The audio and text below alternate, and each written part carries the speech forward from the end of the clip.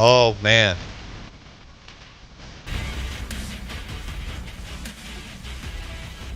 All right, good morning. Welcome in. Out of Bounds. I'm your host, Bo Bounds, 1059 The Zone ESPN. If you need a video board for your school, university, business, hospital, you want to call Sound and Communications. SoundCommAV.com. Your next video board, video wall. Or they can do video boards too, but definitely SoundCommAV.com. Your next video wall for your lobby, your conference room, to kind of show what you're doing, hospital lobby, law firm, business, school, or university. It's powered by Sound and Communications, SoundCommAV.com. We want to welcome in Mike Detililer, WWL Radio TV New Orleans. Mike D joins us on the Farm Bureau Insurance guest line. All right, Mike D, so some good news for LSU fans. Garrett Nussmeier will remain at LSU and not go to the draft. Plus, LSU lands Michael Van Buren for Mississippi State, and of course, some other players have joined the LSU team from Virginia Tech and Florida and so on. So it looks like after a rough year for Brian Kelly, things are trending well the last week or so for LSU, right? Yeah, it's about time. You've had some difficult moments there, but yeah, I think it was important that Garrett come back for another year for his, certainly for LSU's success, to have him come back. Now you got to rebuild your offensive line. I think that's the key area there for them, because you're going to lose Emory Jones. You're going to lose Will Campbell, Dellinger, Miles Frazier. All those guys are gone. So you're going to have 4 new starters up front, and that's going to be the key down the stretch. They will be get a couple of good edge rushers and a couple of corners, so that should help them out. But now the emphasis is certainly going to have to be on rebuilding your offensive line. They got some young guys, but virtually no experience there. So that's going to be the key for Kelly over the next week or so. So Brian Kelly going into year 4, is that right, Mike D? Year 4 for Brian Kelly? Yeah, going into year 4. Okay. Yeah. And you got Nussmeier coming back. You got Van Buren as a hell of a backup. He's got a lot of talent. And then you mentioned, though, it's line of scrimmage, baby. That's how you're going to win in this league. A couple weeks ago, we were talking about Brian Kelly and maybe his seat getting warm. And you said, yeah, his seat may be getting warm, but they owe him a fortune on his contract. He's not going anywhere anytime soon. However, on the 2025 season, he kind of said it was playoff or bust. Is that where you are with this program in year 4? With 5 with Brian Kelly, year 4? Yeah. Well, he said that year 3 would be the year. He's pointed out where he's been in other places that the 3rd year is when they made that run, and it didn't happen this year. So maybe he's pointing at year 4, and he sort of kind of stuck it back at some of the reporters that I'm keeping receipts for next year, and I'll see y'all in the playoffs. Ooh. He is setting himself up again with this, getting there. And I get it, and I think you got to dream it before it happens. But he understands the pressure that's involved in coaching at LSU. They're not worried about no 8-win season or 9-win season. Right now, it's about all about getting to the playoffs. Okay. And look, he's a good coach. Do you believe in him? Do you believe that he can retool this roster through high school recruiting and the transfer portal, and with Nussmeier coming back? I mean, he hadn't played that much football, Mike D, but he's a talented young man. There were other guys in the league that had played a lot more, in Carson Beck and Milroe and even Quinn and Dart and hell, Brady Cook. I mean, I guess I could go on and on. But that's huge for Nussmeier to come back after playing all year. LSU could put themselves in a good position. Now you got road games at Ole Miss, at Bama, at Oklahoma. You had a great home schedule. So we'll see how that looks. Do you believe that they can do this and finish in the top 12, Mike D? That opening schedule in September is difficult. You start on the road against Clemson, and then what you just brought up. So he's gotten off the bad starts here. Has not been able to get out of the gate well. Do I think Brian Kelly's a good coach? Yeah, I think he's a very good coach. But he was hard-headed about embracing the NIL era. He said after year one, we're not going to be involved in all this transfer stuff, that we're going to build this team through high school recruits. Come on. There's a reality check for him that wasn't going to happen. You can't do it like that in this world today. You're just not going to be able to. You're going to have to be able to juggle the high school recruiting and also being able to get transfers. But he was hesitant, very hesitant, to get involved with that. And I said at that time, I don't understand what he doesn't understand, that he's not going to be able to just build through high school recruits. The world changed, and he's got to change too. And I think it set back his team at least a year when he didn't embrace it. And now he's fully embracing it. It was the guy that just a couple years ago, we are not going to get involved with all this transfer stuff, and we're not going to pay you to come here. Okay, come on. You got to be real somewhere along the lines. He said that last year when he lost two defensive linemen, one to Miami and one to Oklahoma, that he wasn't going to be involved with that. Then at his last press conference, I've embraced it. We're going to get a lot of help through the transfer portal. He just, again, the reality check is this. Who around him was telling him that?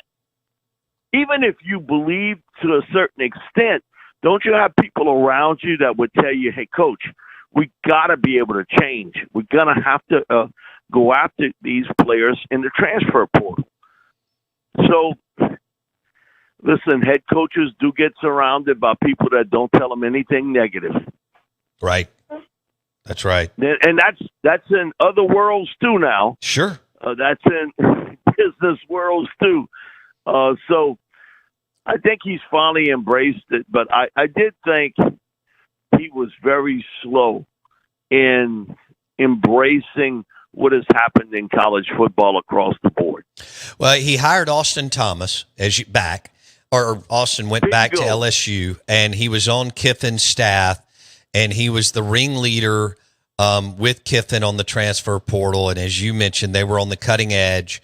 And I think hiring Austin Thomas away from Lane Kiffin and getting him in the mix is when he realized, Mike D, what you're talking about. The two cycles before, the last two, he didn't get into it.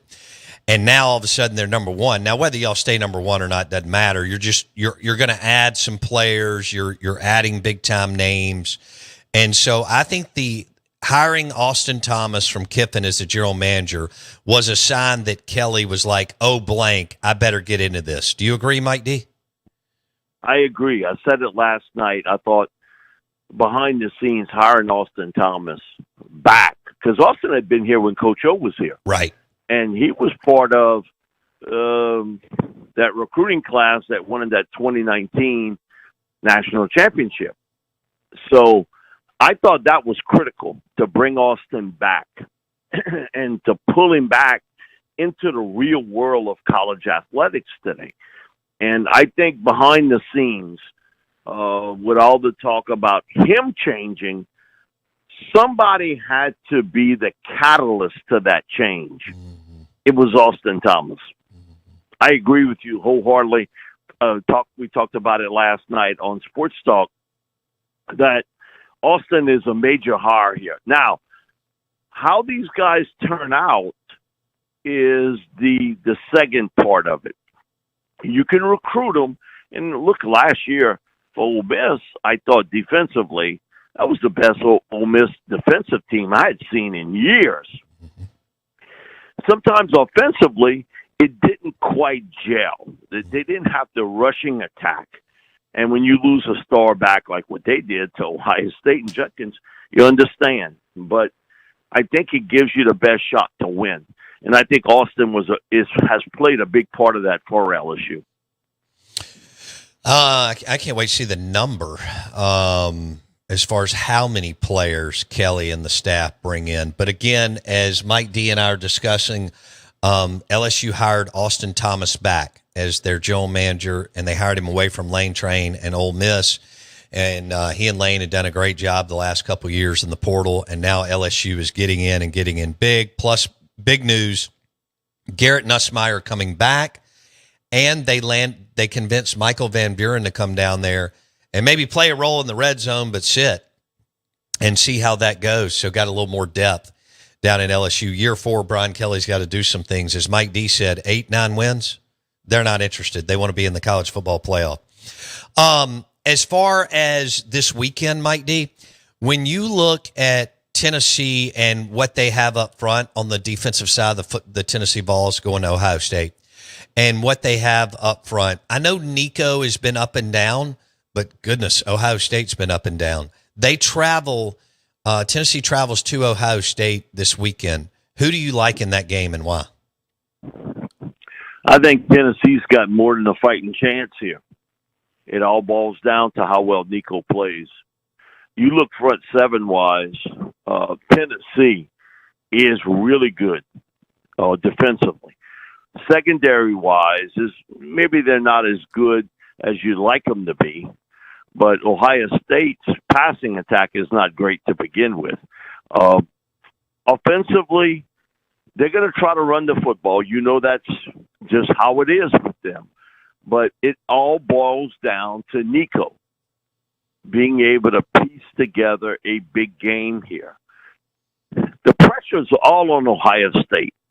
When Will Howard came to Manning Passing Academy, the first thing that came out of his mouth when I interviewed him was, "This is national championship or bust for us." Ooh. I was shocked he told me that in that manner. Wow. And I think there's some pressure that goes along with that, Bo.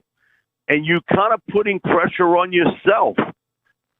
And look how it ended with them. To lose to, kind of an average Michigan team. And you got beat up in that game. Yeah. You were erratic all year long. Some games you played really well, other games not. Tennessee has got a really pretty chance here to pull off the upset. They really, really do, but it's going to take that big effort from Nico in this moment in time for him, for them to win this game. Ohio State's really good on defense. We've seen it all year long, how well they can play defensively. Again, every once in a while they flash this True. offensive firepower, but it's not consistent at all. And it's something that has stuck in my mind since the day he told me this. But this is back national championship year. Nick Saban at LSU playing Oklahoma.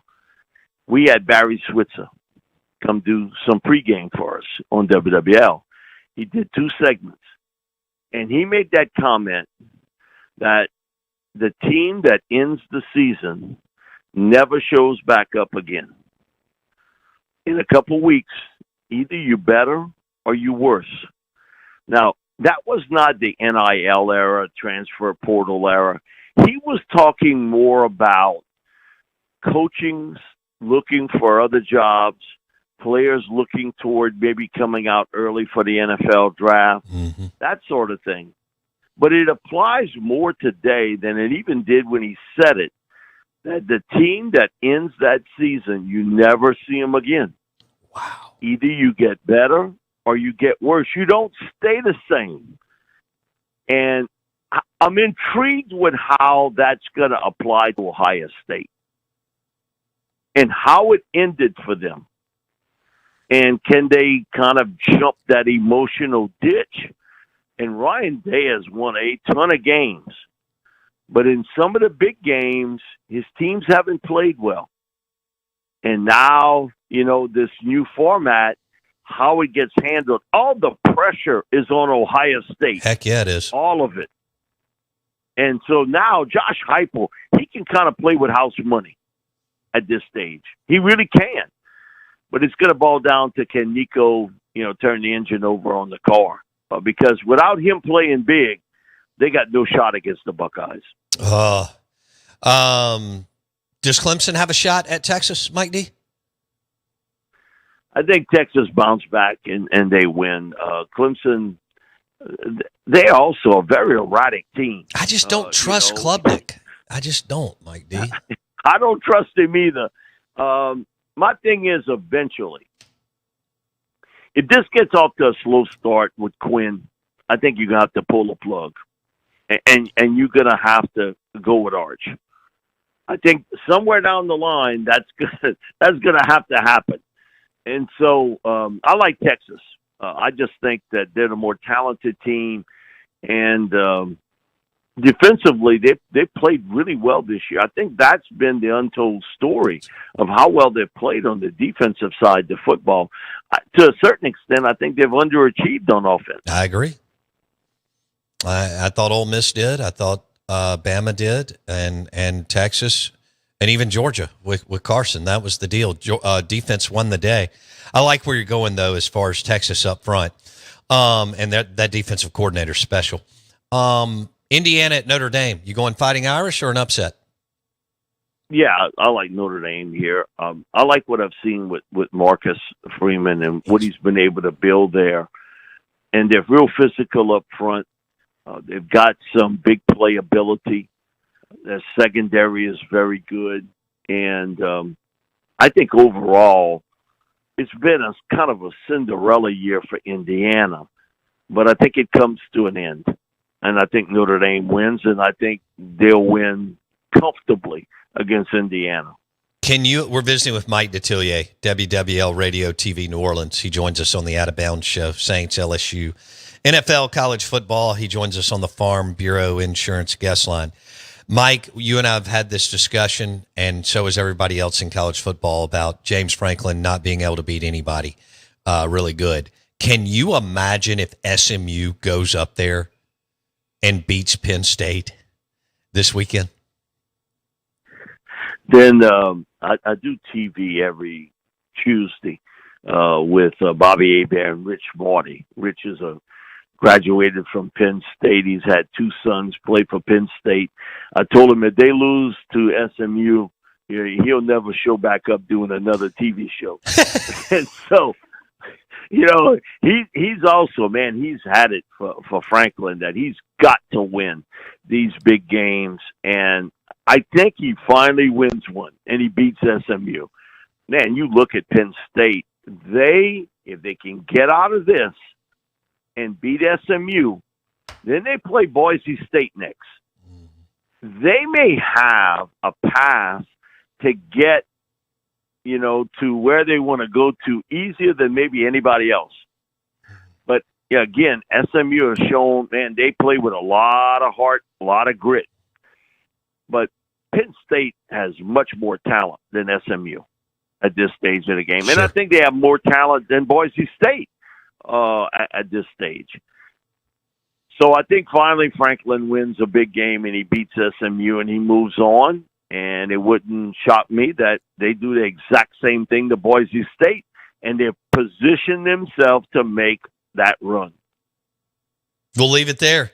Mike Detililer on the Out of Bounds show. We have plenty of time to talk Saints and off season and goodness gracious, what direction Loomis and the crew are going to go with that roster. Mike D on the Out of Bounds show and the Farm Bureau Insurance guest line. Brian Kelly has now embraced the transfer portal and NIL.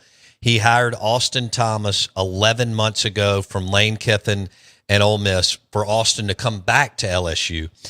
And they are all in on the portal and NIL because it is a sense of urgency. Even with all the money Kelly is owed, it's a sense of urgency down in Baton Rouge. Thanks, Mike D. Appreciate you, buddy. Thank you, Bo. And Merry Christmas to Mike Detililer, too. I don't even know what our schedule is next week. I was just thinking about that. But it's today Tuesday? Yeah. All right. So we'll have to see how that looks next week. We are the Out of Bounds Show, ESPN 105.9 The Zone. Good morning. Welcome in. And the show is brought to you by Lincoln Road Package Store, wine and spirit store in Hattiesburg, Mississippi. Jamie Ferris is he's the barrel. Speaking of transfer portal, Jamie Ferris in Hattiesburg is the barrel pick king. So if a lot of you go down 49, up and back and over and through and so on, you want to go to Lincoln Road and check out all the barrel picks that Jamie Ferris and his team have. They do a great job. They got into the barrel pick game early, and it's a great selection for gifts for you to add to your bar to sip on some really high quality premium juice. Lincoln Road Package Store, Hattiesburg, Mississippi. Jamie Ferris. Stop by there when you're going to the coast or coming back or traveling or going to see people or working. That is for sure. We are the Out of Bounds Show, 105.9 The Zone, ESPN. Bo Bounds, Jackson Meadows with you. We're streaming live on the Out of Bounds radio app and thezone1059.com. Don't forget that all of our shows are uploaded on Apple Podcast or Spotify. Search Out of Bounds with Bo Bounds. Michael Van Buren to LSU. Jackson Arnold to Auburn from Oklahoma. Blake Shapen is back at Mississippi State. And we'll see what happens with Luke Cromenhawk from Florida State. Luke Cromenhawk. I've been saying the wrong name for 3 days. So, who knew? Maybe now I do. We're going to have some more guys moving around. We'll see what Malik Murphy does. I don't know if that's a done deal, Duke to Kentucky, but quarterbacks moving left and right. Auburn finally decided we got to get a QB, and they have Jackson Arnold from Oklahoma.